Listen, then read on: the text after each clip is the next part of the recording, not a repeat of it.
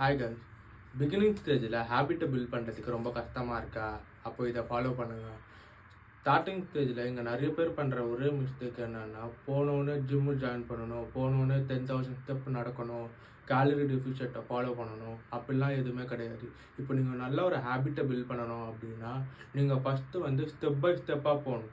இப்போ நீங்கள் போனோடனே ஜிம் ஜாயின் பண்ணணும்னு கிடையாது. நீங்கள் ஹோம் ஒர்க் அவுட் பண்ணுங்கள், வீட்லேயே வாக்கிங் பண்ணுங்கள், வீட்டில் இருக்கிற சாப்பாடை சாப்பிடுங்க, கம்மி பண்ணி சாப்பிடுங்க. இந்த மாதிரி நீங்கள் ஹேபிட்டை பில்ட் பண்ணணும். இப்போ நீங்கள் 10,000 ஸ்டெப்பு 2 நாள் தொடர்ந்து நடந்தீங்கன்னா 3வது நாள் நீங்கள் வெறுத்து போயிடுவீங்க. கால் வலிக்குது, நம்ம வேணாம், ஸ்கிப் பண்ணுறீங்க. நீங்கள் அதை டிமோட்டிவேட்டாக எடுத்துப்பீங்க. இப்போ நான் என்ன சொல்கிறேன்னா, இப்போ நீங்கள் டெய்லி 10,000 ஸ்டெப் நடக்கணும்னு சொல்லி எந்த ஒரு அவசியமும் கிடையாது.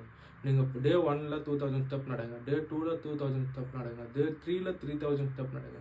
இந்த மாதிரி ஸ்டெப் பை ஸ்டெப்பாக போகும்போது தான் உங்களுக்கு ஒரு மோட்டிவேஷன் கிடைக்கும். நீங்களே ஒரு சேலஞ்சாக எடுத்துப்பீங்க. நேற்று நான் இவ்வளோ ஸ்டெப் நடந்தேன், இன்றைக்கி நான் இவ்வளோ ஸ்டெப் எடுத்திருக்கேன்னு சொல்லி. இந்த மாதிரி நீங்களே உங்களை மோட்டிவேட் பண்ணி பண்ணால் மட்டும்தான் உங்களுக்குன்னு யாருமே மோட்டிவேட் பண்ண வரமாட்டாங்க. நீங்களுக்கு தாங்க மோட்டிவேட்டாக எடுத்துக்கணும். ஸோ இந்த மாதிரி ஃபாலோ பண்ணிங்கன்னா நீங்கள் லாங் டேர்முக்கு நீங்கள் கன்சிஸ்டன்சியாக பண்ணுவீங்க. உங்களோட ரிசல்ட்டும் கொஞ்சம் லாங் டேர்மாக வரும்.